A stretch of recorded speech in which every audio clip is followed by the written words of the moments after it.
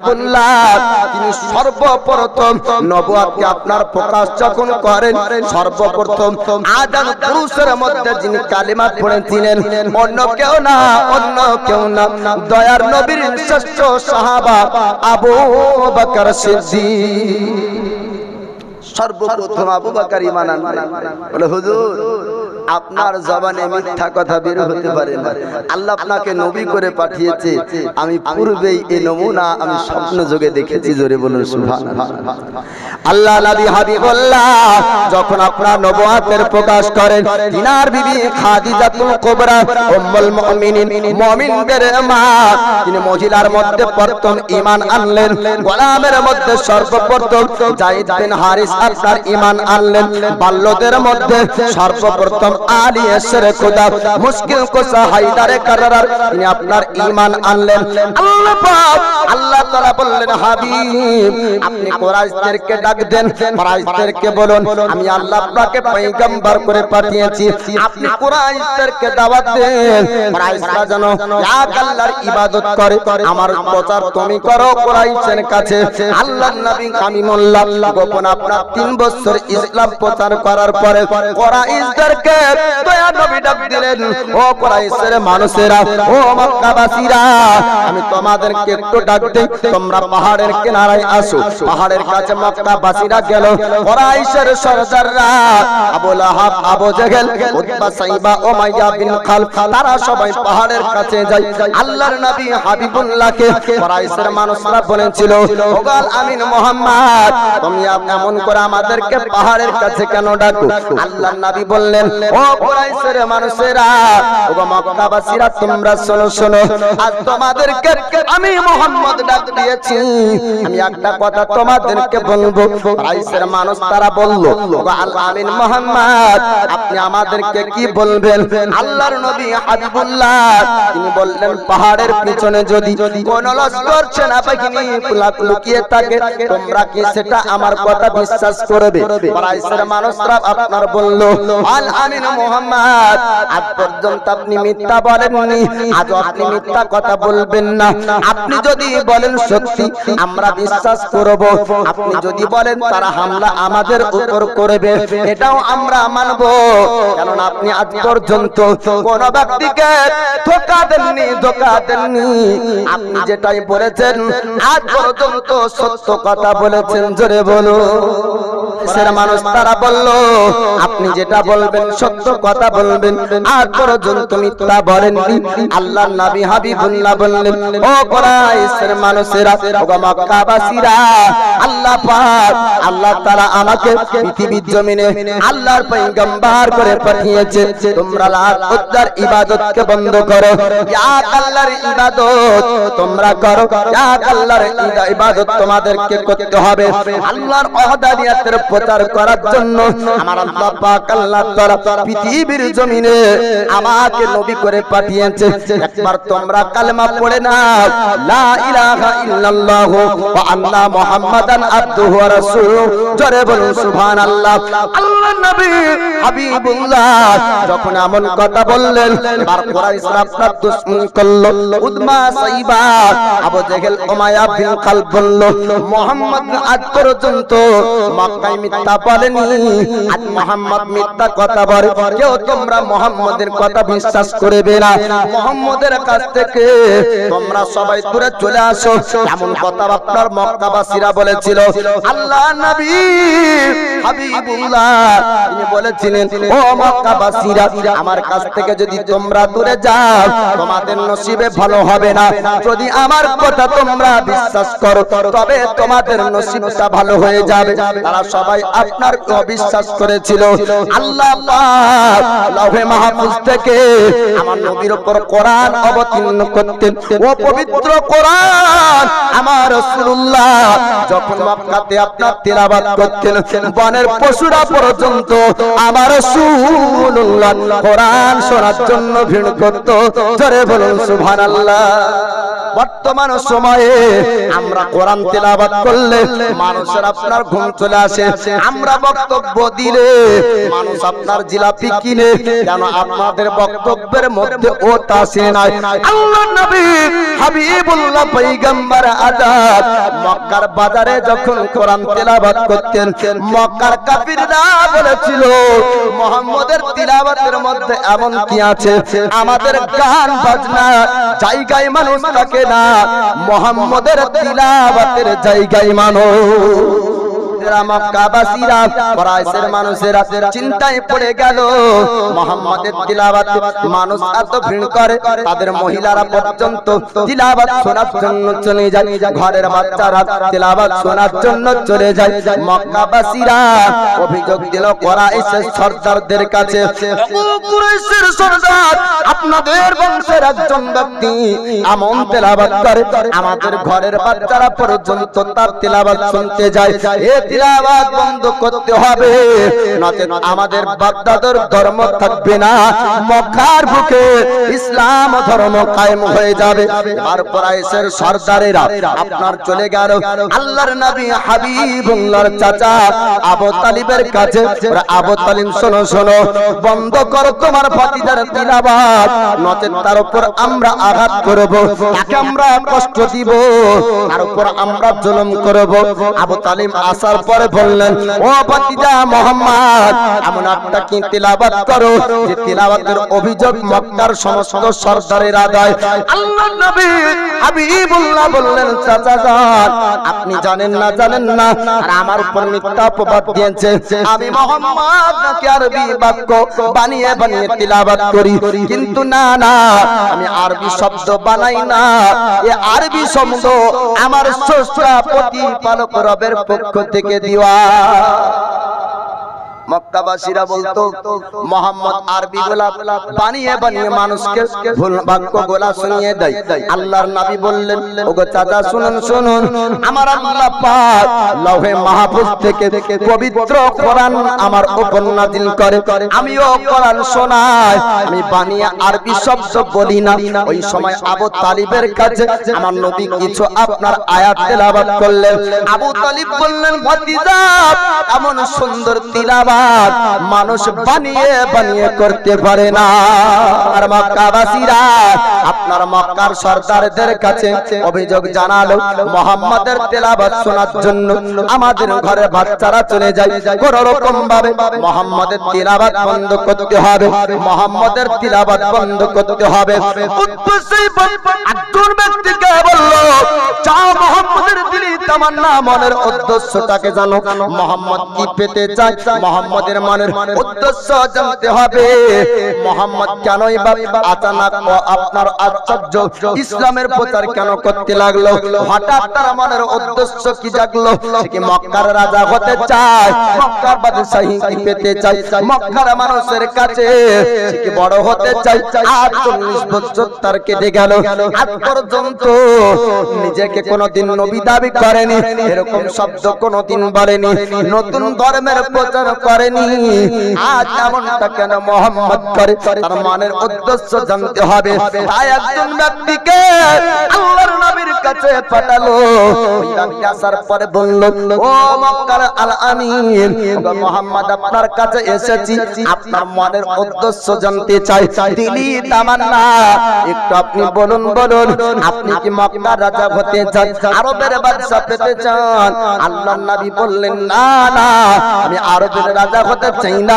আমি বাদশাহী পেতে চাই না তবে আপনি কেন নতুন বাণী প্রচার করেন নতুন ইসলাম ধর্মের প্রচার কেন করেন আল্লাহর নবী বললেন ও মক্কাবাসী শুন আমার আল্লাহ পাক যেটা আমার উপর নাযিল করে যেটা আমার উপর অবতীর্ণ করে আমি মুহাম্মদ মানুষকে ওইগুলা শোনাই জোরে বলুন সুবহানাল্লাহ আল্লাহর পবিত্র কোরআন কিছু আয়াত আপনার তেলাওয়াত রাসূলুল্লাহ করলেন আপনার সঙ্গে সঙ্গে বলেন মুহাম্মদ আপনি আর তেলাওয়াত করবেন না আপনার তেলাওয়াত শুনে আমি জমিনে স্থির থাকতে পারি না আমি তেলাওয়াত শোনার পরে বুঝলাম এই তেলাওয়াত মানুষের বানানো কোনো শব্দ না এটা সত্যের বাণী জোরে বলুন সুবহানাল্লাহ ও ব্যক্তি যাওয়ার পর মক্কার সরদারদেরকে ডাকলো ও কুরাইশের সরদারেরা ওগো কুরাইশের মানুষেরা, আপনারা মুহাম্মদকে ভুল বুঝেছেন, উনি মিথ্যা কথা বলেননি, আজ পর্যন্ত সত্য কথা বলেছেন, আর উনি কাউকে ধোঁকা দেননি, উনি কারো কাছ থেকে সহ্য পাইনি, তিনি তিনার স্রষ্টা রবের কাছ থেকে পাওয়া ও বাণী মানুষকে শোনা। ব্যক্তি বলছে আমি নিজ কানে শুনে বুঝলাম এটা মানুষের বানানো শব্দ না।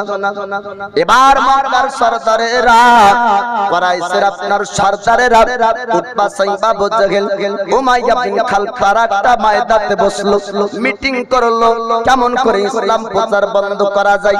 ইসলাম প্রচার যদি মক্কায় বন্ধ না হয়, বাপ দাদুর ধর্ম তাদের থাকবে না, ইসলাম ধর্ম কায়েম হয়ে যাবে। এর জন্য তারা ময়দানে বসলো, আর একটা মিটিং এ বসলো।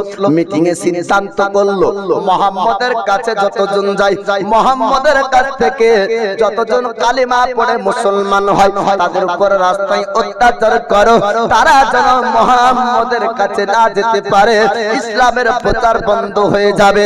আল্লাহর নবীর উপরে তারা ওয়াদা করলো ইসলাম প্রচার করতে দিবে না, কিন্তু আমার আল্লাহ পাক পৃথিবীর জমিনে নবীগণকে পাঠিয়েছেন, যত রকমের পরীক্ষা পয়গম্বরদের উপর এসেছিল, আমার আল্লাহ পাক নবীদেরকেই আপনার জয় করেছেন। জোরে বলুন সুবহানাল্লাহ। পৃথিবীর মানুষের বিবেক যেখানে হার মানবে, আল্লাহ পাকের কুদরতি ক্ষমতা আপনার শুরু হবে। জগতের মানুষের বিবেক বলবে পানিতে আপনার পাথর বাঁচতে পারে না, আমার আল্লাহ পাক হযরত ইউসুফ নবীর জন্য কুয়াতে ইনারায় পাথর ভাসিয়ে দেন। জোরে বলুন সুবহানাল্লাহ। বিবেক বলবে চলুন তো আগুন কখনো ফুলের বাগান হয় না, ইব্রাহিম খলিলুল্লাহর জন্য আমার আল্লাহ পাক আপনার আগুন থেকে ফুল বাগিচা বানিয়ে দেন। জোরে জোরে বলুন সুবহানাল্লাহ। আল্লাহর নবী হাবিবুল্লাহর কাছে মানুষকে যেতে দিবে না, সাহাবীদেরকে রাস্তায় ধরে মারে। সাহাবীরা আসার পরে বলে হুজুর কালেমা পড়ে মুসলমান হয়েছি, এক আল্লাহর ইবাদত করতে চাই, আপনার কাছে তার আসতে চাই না, রাস্তায় আমাদেরকে চাবুক মারে। ইয়া রাসূলুল্লাহ, ইয়া হাবিবাল্লাহ, ওগো আল্লাহর নবী আপনি বলুন বলুন কোন দিকে যাব? আল্লাহর নবী বললেন সাহাবীরা তোমরা চিন্তা করবে না, যাও যাও তোমরা হাবশায় চলে যাও, যাও ইয়াসরাবে চলে যাও, দিকের দিকে আমার রাসূলুল্লাহ সাহাবীদেরকে আপনার পাঠিয়ে দেন। আবু বকর সিদ্দিক নিজের সামানগুলো গুছিয়ে মক্কার জমিন ছাড়বে, একজন সরদার সামনে দাঁড়িয়ে যায়, আবু বকর সিদ্দিককে বলেন আবু বকর গো আপনি কি মক্কার জমিন ছাড়বেন? আবু বকর বললেন হ্যাঁ, আমি মক্কার জমিনে থাকবো না, আমার আল্লাহর পবিত্র কোরআন আমি তিলাওয়াত করতে পাই না। ওই সরদার বলল ও আবু বকর আপনি মক্কার জমিন যদি ছেড়ে দেন, মক্কার একটা বদনাম হবে। আজ পর্যন্ত যে আবু বকর কারো অন্তরে কষ্ট দুঃখ দেয়নি। জোরে বলুন সুবহানাল্লাহ। আবু বকর সিদ্দিক সম্পর্কে আমার রাসূলুল্লাহ হাদিস শরীফের মধ্যে বলেছেন আবু বকর আমার এমন একজন সাহাবী যে প্রতিদিন রাত্রি বেলায় 8 কিলোমিটার করে পায়ে হেঁটে অসহায় মানুষের দ্বারে দ্বারে গিয়ে আবু বকর খোঁজ নিতে। জোরে বলবেন না। সরদার বলল ওগো আবু বকর আপনি যদি মক্কা ছেড়ে চলে যান মক্কার বদনাম হবে, চলুন কুরাইশের সঙ্গে আপনার হয়ে কথা বলবো, কুরাইশদেরকে বলবো আপনার দায়িত্ব আমি দাগারা নিতে চাই। কুরাইশের কাছে যাবার পর দাগানা বলে ও কুরাইশের সরদারেরা আমি আবু বকরের জন্য কথাগুলো বলবো, আমার কথা তোমরা শোনো। কুরাইশের সরদার তারা বলল কি বলতে চাও দাগানা? দাগানা সরদার বলল আবু বকরকে মক্কার জমিনে রাখতে চাই, আবু বকর মক্কার জমিন ছাড়বে না, মক্কা থেকে যদি আবু বকর চলে যায় মক্কার বদনাম হবে, মক্কাকে মানুষ ঘৃণা করবে, যেই মক্কাকে মানুষ শ্রদ্ধা করে, যেই মক্কাকে মানুষ ভালোবাসে ও মক্কার জমিনকে মানুষ ঘৃণার নজরে দেখবে। ও কুরাইশের সরদার আমি দাগানা আমি আবু বকরকে রাখতে চাই।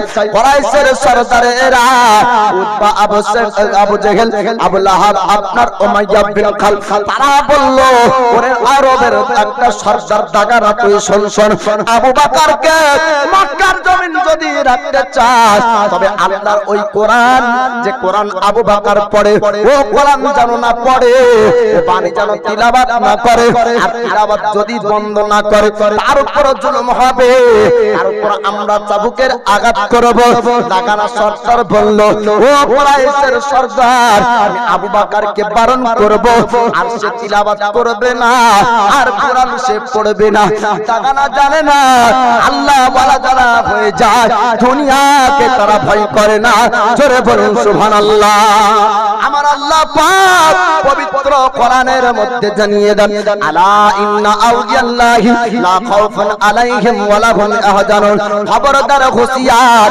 যারা নিশ্চয় আল্লাহর ওলি হয়ে যায় তাদের ভয় নাই ইহ জগতে না চিন্তা পরকালে জোরে বলুন সুবহানাল্লাহ দুনিয়ার ক্ষমতাকে সাধারণ মানুষ ভয় করতে পারে দুনিয়ার ক্ষমতাকে আমরা আপনারা ভয় করতে পারি আল্লাহ বলারা দুনিয়ার শক্তি পাওয়ার কে আপনার ভয় করবে না আবু বকর সিদ্দিক দুনিয়াকে ভয় করে না দাগানা সরদার বলল ও কুরাইশের সরদারেরা আমি আবু বকরের দায়িত্ব নিলাম আর আবু বকর কোরআন তিলাওয়াত করবে না আবু বকরের দায়িত্ব নেওয়া হলো আবু বকরকে দাগানা বলে আবু বকর ও কোরআন তিলাওয়াত করবেন তবে আস্তে আস্তে করবেন জোরে জোরে তিলাওয়াত করবেন না যেন আপনার আওয়াজটা বাইরে না যায় মক্কাবাসীরা আপনার তিলাওয়াত যেন শুনতে না পায় আল্লাহ নবীর সাহাবী হযরত আবু বকর বাড়ি যাওয়ার পর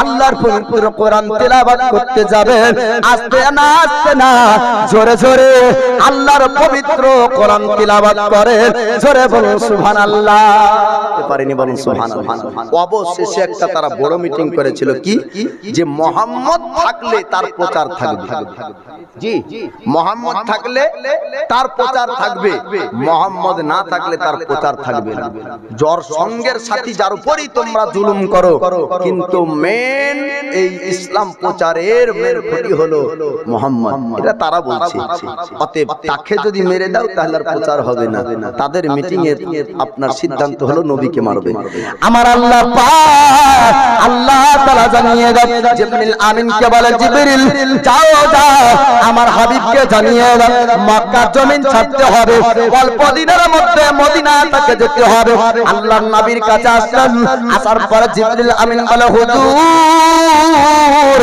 মক্কাবাসীরা আপনার উপর জুলুম করে আপনার উপর অত্যাচার করে লাড়ি বুড়ি পচা চাপিয়ে দেয় আমার নবী সহ্য করেছেন কখনো রাস্তায় কাটা পুঁতা ছিল আমার নবী সহ্য করেছেন ইসলাম প্রচার বন্ধ করেনি আমাদের উপর যদি একটা কেউ খারাপ কথা বলে রাগ করে আল্লাহকে আমরা বোঝাতে চাই না আমার রাসূলুল্লাহ আল্লাহর পয়গম্বর উম্মতের দরদি নবী আমার তিনার উপরে কাফিররা এত রকম ভাবে অত্যাচার করেছিল কিন্তু রাসূলুল্লাহ ইসলাম প্রচার বন্ধ করতে পারেনি জোরে বলুন সুবহানাল্লাহ জিবরিল আমিন বলছেন হুজুর মক্কা থেকে মদিনায় যেতে হবে আপনাকে আল্লাহ পাকের ওয়াদা আপনাকে অল্প দিনে হিজরত করতে হবে আমার নবী বললেন ওগো আমার সাহাবীরা তোমাদেরকে মদিনায় আশরাফ যেতে হবে মদিনার মুহাজিরিন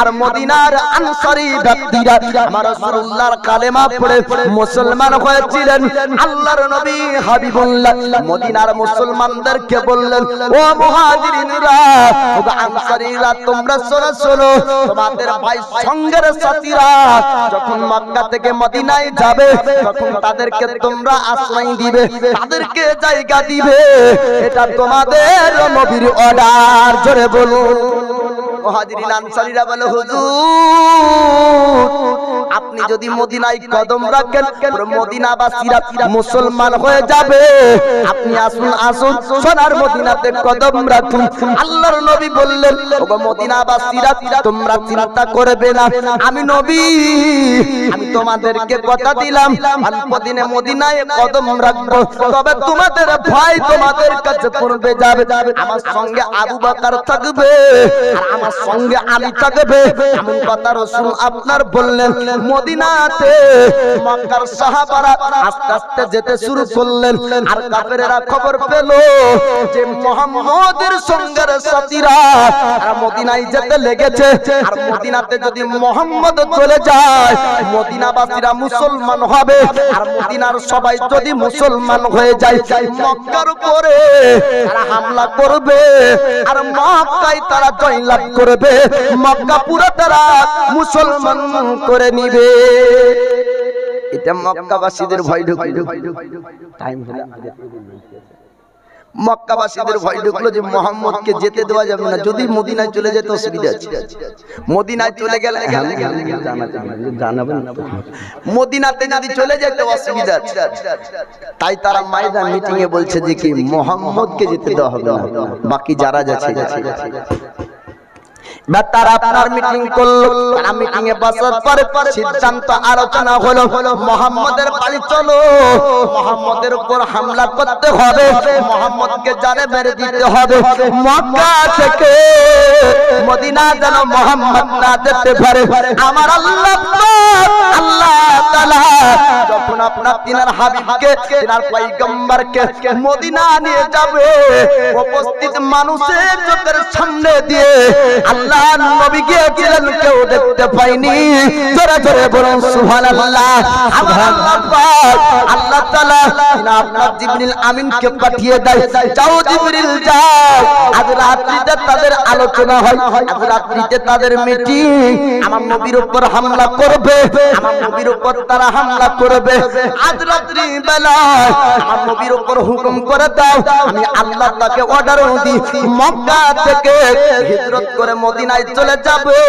আমার রাসূলকে আসার পর জিবরিল আমিন বলে, হুজুর আপনি রাত্রিতে তৈরি হয়ে যান, আল্লাহ পাকের অর্ডার হয়েছে আপনি মক্কা থেকে মদিনার হিজরত করবেন। আজ রাত্রিতে আপনার হিজরত হবে সোনার মদিনা। সুবহানাল্লাহ। বলি ইয়া রাসূলুল্লাহ, আজ রাত্রিতে আপনার হিজরত হবে, আপনি তৈরি হয়ে যান।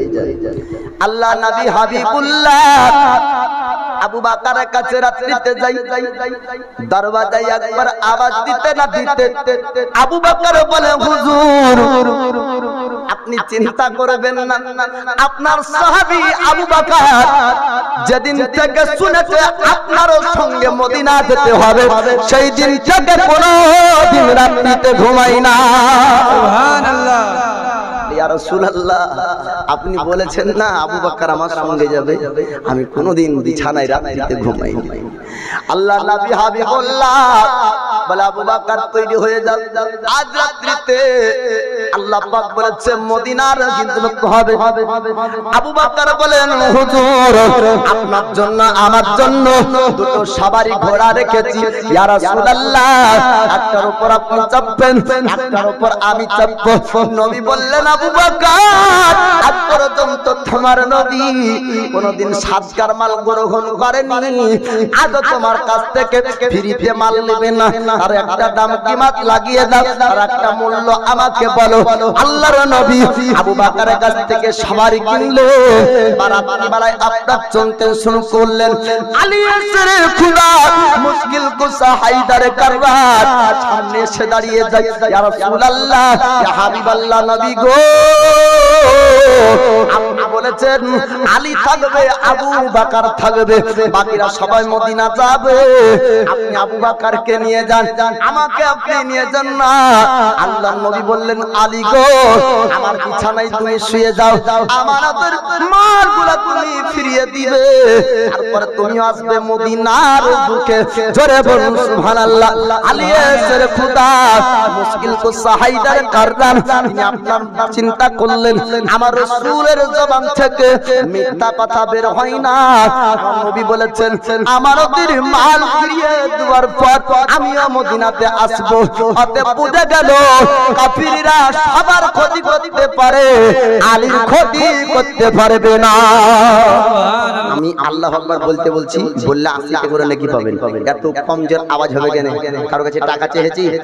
এ পিছনকার ভাইরা জোরে আওয়াজ দিবেন, নারায়ে তাকবীর, নারায়ে সালাত ইয়া রাসূলুল্লাহ নারায়ে তাকবীর আল্লাহু আকবার নারায়ে রিসালাত সিদ্দিক ফারুক উসমান হায়দার চারজন সাহাবা সবচেয়ে বেহতার সিদ্দিক ফারুক উসমান হায়দার চারজন সাহাবা সবচেয়ে বেহতার কারণ তাদের দিলে আছে আল্লাহর পয়গম্বর সুবহানাল্লাহ সুবহানাল্লাহ কারণ তাদের দিলে আছে আল্লাহর পয়গম্বর নারায়ে তাকবীর নারায়ে রিসালাত ইয়া রাসূলুল্লাহ নারায়ে তাকবীর আল্লাহু আকবার নারায়ে রিসালাত ইয়া রাসূলুল্লাহ দেখা দাও ওগো ওগো নবীজি তোমার দিদারের আশায় আমরা আছি দেখা দাও ওগো ওগো নবীজি তোমার দিদারের আশায় আমরা আছি দু চোখ জোড়ে দেখবো পয়গম্বর নারায়ে তাকবীর নারায়ে রিসালাত ইয়া রাসূলুল্লাহ লব্বে লাগুতি তলোয়ারের আঘাত তারপর থাকবে নবীজির সালাত লব্বে লাগুতি তলোয়ারের আঘাত তারপর থাকবে নবীজির সালাত লড়বো মরবো বলবো পয়গম্বর নারায়ে তাকবীর নারায়ে রিসালাত ইয়া রাসূলুল্লাহ নারায়ে তাকবীর আল্লাহু আকবার নারায়ে রিসালাত ইয়া রাসূলুল্লাহ আল্লাহর নবী হাবিবুল্লাহ মদিনার রাস্তাতে আছে মক্কার সরদারেরা বলল মদিনাতে যদি মোহাম্মদ পৌঁছে যায় মদিনাবাসীদেরকে মুসলমান করে নিবে তাই মোহাম্মদকে ধরে মক্কাতে যে আনতে পারবে তাকে উট ইনাম পুরস্কার দেওয়া হবে পুরাইদা আসলামী নামক ব্যক্তি 40 জন সিপাহীকে নিয়ে আপনার ঘোড়ার পিঠে চলতে শুরু করেছিল পুরাইদা আসলামী নবীকে ধরে আপনার মক্কায় নিয়ে আসবে বিনিময়ে কুরাইশদের কাছে ইনাম পুরস্কার পাবে আবু বকর সিদ্দিক বলেন হুজুর আমি পিছনের আওয়াজ লক্ষ্য করে দেখলাম অনেকগুলা ঘোড়ার পাহাড়ির শব্দ পাওয়া যায় আল্লাহ নবী বললেন আবু বকর তুমি চিন্তা করবে না টেনশন করবে না তবু আবু বকর একবার আগে যায় আর একবার পিছনে আসে নবী বললেন আবু বকর তুমি একবার আগে যাও আবার একবার পিছনে যাও ডানে যাও বামে যাও আর কি বুঝতে পারলাম না আবু বকর বললেন হুজুর আপনাকে কেউ যদি পিছন থেকে তীর মারে ও তীরটা যেন আপনাকে না লাগে আবু বকরের যেন পিছে লাগে ইয়া রাসূলুল্লাহ ইয়া হাবিবাল্লাহ নবী গো আপনাকে আগে থেকে যদি কেউ তীর মারে আপনার সিনাই লাগবে না ও তীরটা আবু বকরের সিনাই লাগবে তাই আমি ডানে বামে আগে পিছে আমি চলতেছি আল্লাহর নবী বললেন আবু বকর তুমি দাঁড়িয়ে যাও চিন্তা করবে না যারা ঘোড়ায় চড়ে আসছে কেউ তোমার দুশমন হবে না তোমার বন্ধু হবে তোমার সঙ্গের সাথী হবে আবু বকর একটু ধৈর্য রাখো আমার আল্লাহ পাক আমার নবীকে অতীতের জ্ঞানের ক্ষমতা দান করেছিলেন ভবিষ্যতে কিয়ামত পর্যন্ত পৃথিবীর জমিনে যেটা আপনার ঘটবে আল্লাহ পাক আমার নবীকে আপনার ও শক্তি জ্ঞান পাওয়ার দান করেছেন জোরে বলুন সুবহানাল্লাহ ইলমের আপনার মালিক আমার আল্লাহ পাক নবীদেরকে ইলমে লাদুন্নির জ্ঞান আপনার দিয়েছেন নবীদেরকে আল্লাহ পাক মারিফাতি জ্ঞান দিয়েছেন নবীদেরকে আপনার শরিয়াতের জ্ঞান দিয়েছেন আমরা সামনে যেটা হয় ওটা আমরা বুঝতে পারি কিন্তু না আমাদের মধ্যে নবীদের মধ্যে পার্থক্য সিয়াসি হাদিস শরীফের মধ্যে আমার রাসূলুল্লাহ হাবিবুল্লাহ তিনি আপনার বলেন কিয়ামত পর্যন্ত যতজন ব্যক্তিরা জান্নাতি হবে তাদের নাম পরিচয় আল্লাহ পাক আমার ডান হাতের তালুতে দিয়েছে জোরে বলুন সুবহানাল্লাহ কিয়ামত পর্যন্ত যতজন ব্যক্তিরা জাহান্নামী হবে তাদের নাম ও পরিচয় আল্লাহ পাক আমার বাম হাতের তালুতে দিয়েছে। আবু বকর চিন্তা করো না, ঘোড়ায় চড়ে যারা আসছে তাদের ব্যাপারে আমি নবী খবর রেখেছি জানি। বরাইদা ইসলামে আসার পরে বললেন, ওগাল আমিন মোহাম্মদ, আপনি যদি সত্যি নবী হন তবে আপনাকে একটা কথা বলবো, আপনার জুব্বাটা আপনি খুলুন, আপনার পোশাকটা খুলুন, আপনাকে একবার দেখবো। আবু বকর বললেন, বরাইদা ইসলামী রে, আমার রাসূলুল্লাহ জুব্বা মুবারক কেন খুলতে বলিস বল। বরাইদা ইসলামী তিনি বলেছেন যে আমি শুনেছি আখেরি জামানার নবী যিনি হবেন, শেষ জামানার পয়গম্বর যিনি হবেন, পৃথিবীর জমিনে আসবেন আর পিঠে থাকবে মোহরে নবুয়তের চিহ্ন। জোরে বলুন সুবহানাল্লাহ। আল্লাহর নবী জুব্বা মুবারক ওই মদিনার রাস্তায় খুললেন। বরাইদা ইসলামী যাওয়ার পরে পিঠে মোহরে নবুয়তের চিহ্ন দেখে চুম্বন খাই। আর বরাইদা ইসলামী বলে, হুজুর আপনি চিন্তা করবেন না, আপনি টেনশন করবেন না, মদিনার রাস্তা থেকে আপনাকে মক্কায় করে নিয়ে যেতাম যদি আপনার পিঠে মোহরে নবুয়তের চিহ্ন না থাকতো। আমি চিহ্নটা দেখার পরে বুঝলাম সত্যি আপনি আল্লাহর পয়গম্বর। হুজুর আমাকে কালেমা পড়ে মুসলমান করে নিন। আর বরাইদা ইসলামীর সঙ্গে 40 জন সিপাহী মদিনার রাস্তাতে ঈমান এনেছিল। বরাইদা ইসলামী বলে, হুজুর আপনি মদিনায় কদম রাখবেন, আপনি আপনাকে নিয়ে যাব না, সম্মানে আপনাকে মদিনাতে নিয়ে যাব, আপনাকে নারা দিয়ে মদিনায় নিয়ে যাব।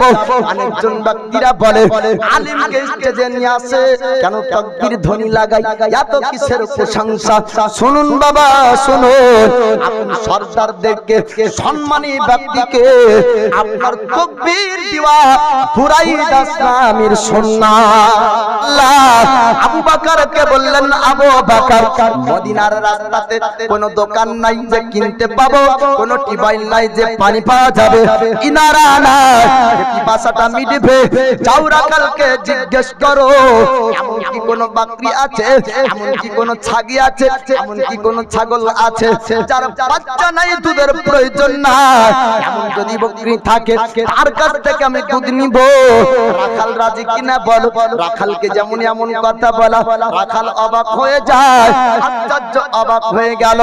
যেই ছাগলে বাচ্চা দেয় না এই ছাগলে কি কখনো দুধ দিতে পারে? আমার বিবেক কি বলবে, আপনার বিবেক বলবে কি?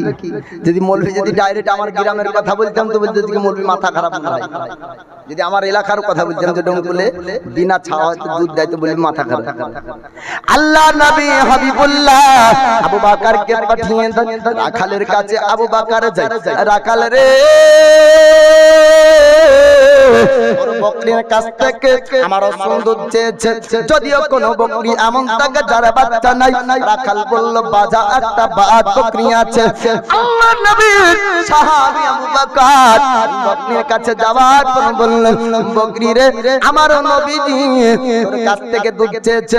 আল্লাহ পাক আল্লাহ তাআলা সঙ্গে সঙ্গে বকরির স্তনে দুধ দিয়ে দেয়। নারে তাকবীর, নারে রিসালাত, মাসলাকে আলা হযরত উলামায়ে আহলে সুন্নাত। বাবজিরা আমার জিনাদের ওযু নাই, আপনারা ওযু করে নেবেন, এখানেও জামাত হবে মসজিদে। দয়ার নবী মায়ার নবী বলছেন, আবু বকর যাও চাও তার কাছ থেকে দুধ দিবে। আমার আল্লাহ পাক আল্লাহ তাআলা ও বকরির স্তনে দুধ দিলেন। দুধ সংগ্রহ করার পরে নবী পান করলেন, সাহাবীয়ে রাসূলরা পান করলেন, রাখাল পান করলো, তারপরেও দুধে কোনো কমতি হলো না। জোরে বলুন সুবহানাল্লাহ। যাই হোক আপনারা ওযু বানান, অনেক নবীর জীবনী অনেক লম্বা চওড়া, আমি একটাই শেষ কথা বলবো, হাজার কাজের মধ্যে থেকে 5 ওয়াক্ত নামাজ পড়তে হবে, রমজান মাস আসছে রোজা রাখতে হবে, আর নবীর মহব্বত ওলি আউলিয়ার মহব্বত কালবের মধ্যে রাখতে হবে। যাই হোক, তো নবীর ইশক মহব্বত, নবীর প্রেম ভালোবাসা এই কালবের মধ্যে আমাদেরকে রাখতে হবে। তো যাই হোক, আগামী সামনে রমজান মাস আসছে, আল্লাহ পাক আল্লাহ তাআলা এমন একটি পবিত্র মাস আমাদেরকে দিয়েছেন যে রমজান মাসে নফল নামাজ পড়লে অন্য অন্য মাসে ফরজ নামাজ পড়লে যত নেকি পাওয়া যায়, রমজান মাসের নফল নামাজে যত নেকি পাওয়া যায়। জোরে বলুন সুবহানাল্লাহ। তো রমজান মাসে দান করলে অন্য অন্য মাসে দান করার থেকে 70 গুণ বেশি নেকি পাওয়া যায়। রমজান মাস সম্পর্কে করে রাসূলুল্লাহর একটা হাদিস বলবো বাবা। দয়ার নবী মায়ার নবী মিম্বারের উপরে বক্তব্য রাখছেন দাঁড়িয়ে, বক্তব্যের মাঝে নবী আমার 3 বার আমিন আমিন শব্দ ব্যবহার করলেন। আল্লাহর নবী হাবিবুল্লাহ 3 বার আমিন বললেন। তো সাহাবীরা বলছেন হুজুর আপনাকে আমল করে আমিন বলতে শুনিনি, আপনি আমিন আমিন শব্দ ব্যবহার করেন। আল্লাহ নবী হাবিবুল্লাহ আপনার বললেন ওগামা সাহাবী তোমরা শোনো, আল্লাহর ফেরেশতা জিবরিল আমিন আমার কাছে আসলো, আমার কানে কানে বলল ইয়া রাসূলুল্লাহ ইয়া হাবিবাল্লাহ নবী গো আপনাকে আমি জানিয়ে দিই যারা পবিত্র রমজান মাস পাবে, রমজান মাস পাওয়ার পর রমজানের ইবাদত করবে না তারা যেন ধ্বংস হয়ে যায়। আমার নবী বললেন আমিন। নবী বলছেন যে আমাকে জিবরিল আমিন